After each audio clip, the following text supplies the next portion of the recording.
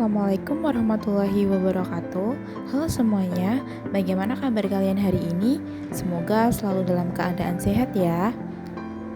Nah, sesuai judul di awal video, di video kali ini kita akan membahas mengenai apa saja sih faktor-faktor yang mempengaruhi pertumbuhan ekonomi di suatu negara. Jadi, simak penjelasan video ini sampai selesai ya.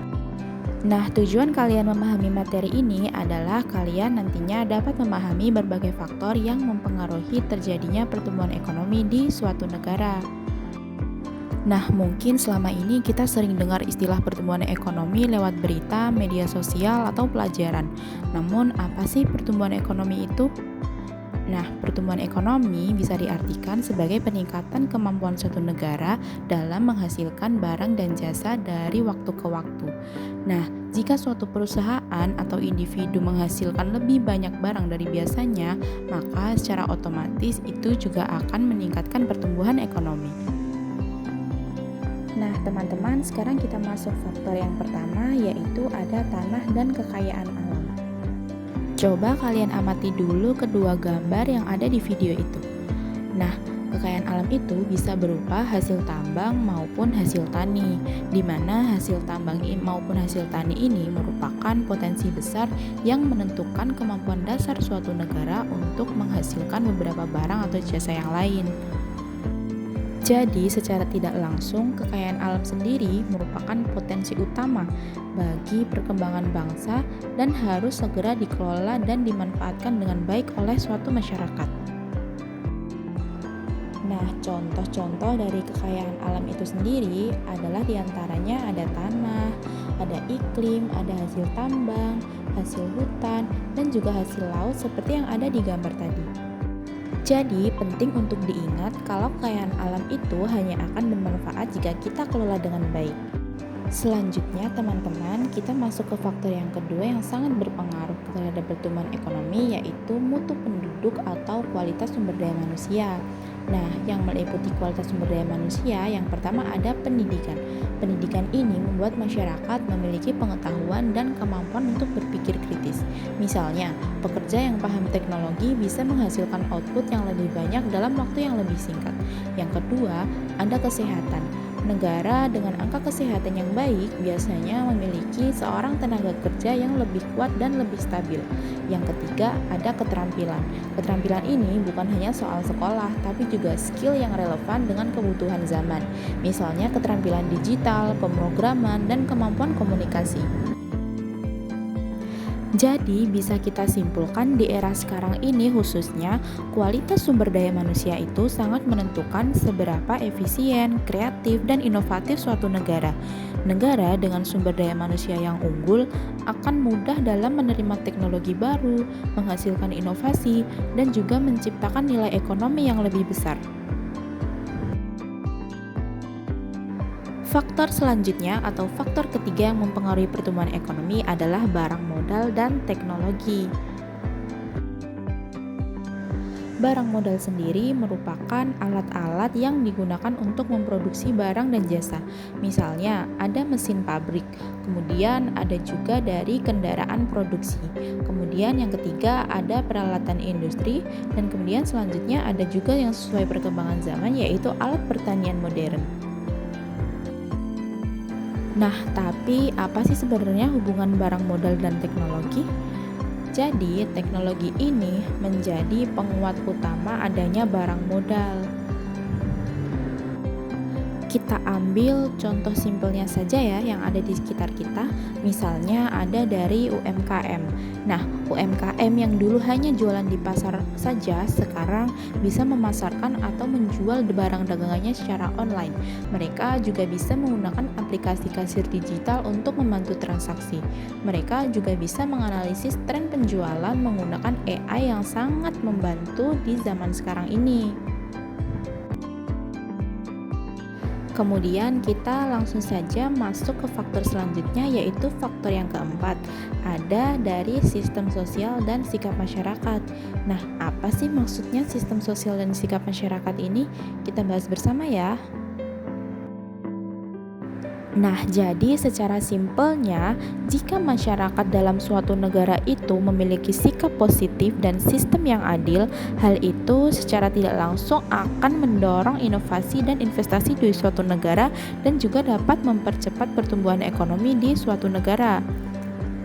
Supaya mempermudah pemahaman kalian, kita ambil contoh yang simpelnya saja. Misalnya, negara dengan budaya kerja disiplin seperti Jepang atau Korea Selatan itu bisa tumbuh pesat karena masyarakatnya menghargai yang namanya kerja keras. Nah, kalau di Indonesia sendiri, perubahan sistem seperti layanan digital pemerintahan berupa e-tol, e-wallet, atau e-commerce itu juga dikatakan berhasil karena masyarakatnya mulai terbiasa dengan adanya inovasi.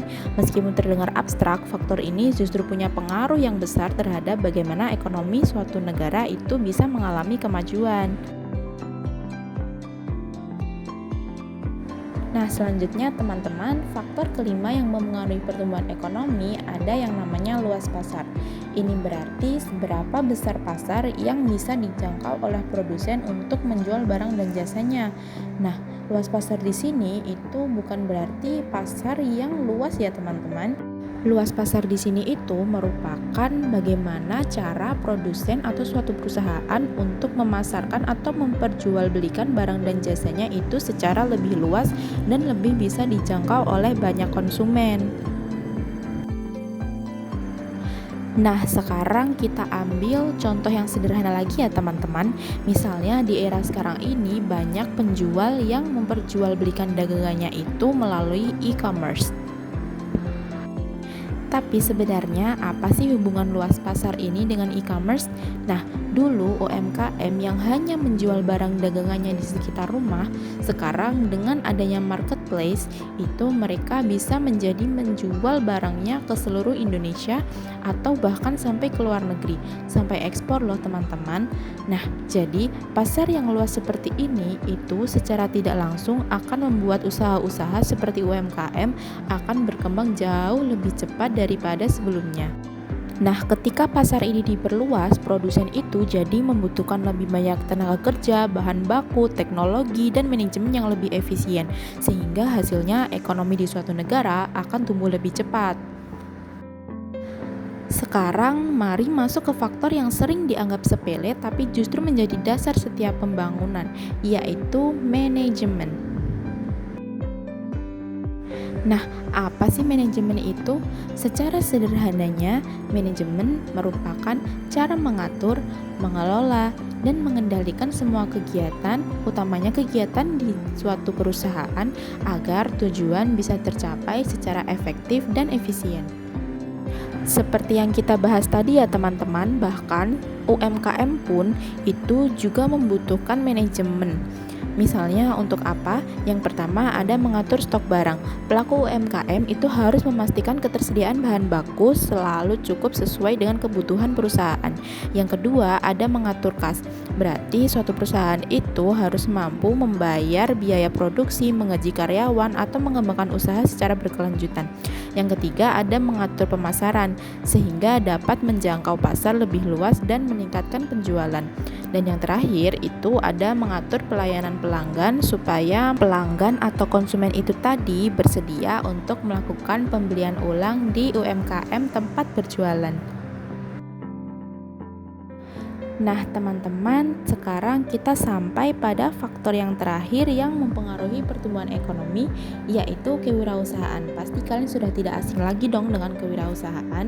Kewirausahaan sendiri merupakan kegiatan menciptakan sesuatu yang baru, baik itu berupa barang, berupa jasa, maupun cara kerja dengan tujuan memberi nilai bagi masyarakat. Nah, seorang wirausaha itu sering disebut sebagai motor penggerak ekonomi. Tapi apa maksudnya ya? Coba kita lihat prosesnya. Nah, pertama itu ada yang munculnya ide dan inovasi. Segalanya itu dimulai dari sebuah ide. Ketika seseorang melihat peluang atau masalah di sekitar, lalu muncullah ide untuk memberikan solusi. Disitulah peran wirausaha dimulai. Contohnya, misalnya sekarang ini banyak siswa yang butuh makanan cepat. Muncullah ide untuk berjualan rice box murah. Nah, selanjutnya ada contoh lagi. Sekarang seseorang banyak yang menyukai es kopi. Jadi muncullah inovasi rasa dan kemasan kekinian untuk memuaskan konsumen. Yang kedua, ada peningkatan output. Saat inovasi berhasil dan diminati masyarakat, maka secara tidak langsung produksi itu akan meningkat. Misalnya, yang awalnya hanya membuat 10 produk sehari meningkat menjadi 100 produk dalam sehari. Kemudian, awalnya dijual hanya di satu tempat saja, tapi mulai merambah ke pasar online karena output yang bertambah. Kemudian yang ketiga, ada juga nih, awalnya suatu usaha dikerjakan sendiri, namun karena outputnya bertambah, dia menjadi mulai merekrut banyak karyawan. Jadi semakin banyak output yang dihasilkan, semakin besar aktivitas ekonomi yang terjadi dalam suatu negara. Nah, tahap yang terakhir adalah pertumbuhan ekonomi yang berkelanjutan. Nah, ini adalah ketika usaha yang berkembang tadi tidak berhenti, tapi terus bertumbuh dan berinovasi. Seorang wirausahawan itu akan memperbaiki produk lebih banyak lagi, memanfaatkan teknologi yang ada, menambah cabang, meningkatkan kualitas, bahkan seorang wirausahawan itu akan mengembangkan bisnis yang lebih besar atau ekspansi bisnis. Proses peningkatan dan inovasi yang berlangsung terus-menerus inilah yang membuat pertumbuhan ekonomi menjadi yang namanya berkelanjutan. Jadi, ekonomi itu tidak hanya tumbuh sesaat, tapi juga meningkatkan stabilitas suatu ekonomi dalam suatu negara dalam jangka panjang. Baik teman-teman, dari seluruh pembahasan hari ini kita bisa menyimpulkan bahwa pertumbuhan ekonomi itu tidak terjadi begitu saja, tapi juga dipengaruhi oleh faktor yang saling berkaitan, yaitu berupa kekayaan alam, kualitas sumber daya manusia, barang modal dan teknologi, sistem sosial dan sikap masyarakat, luas pasar, manajemen, dan yang terakhir yang kita bahas sebelumnya ada kewirausahaan.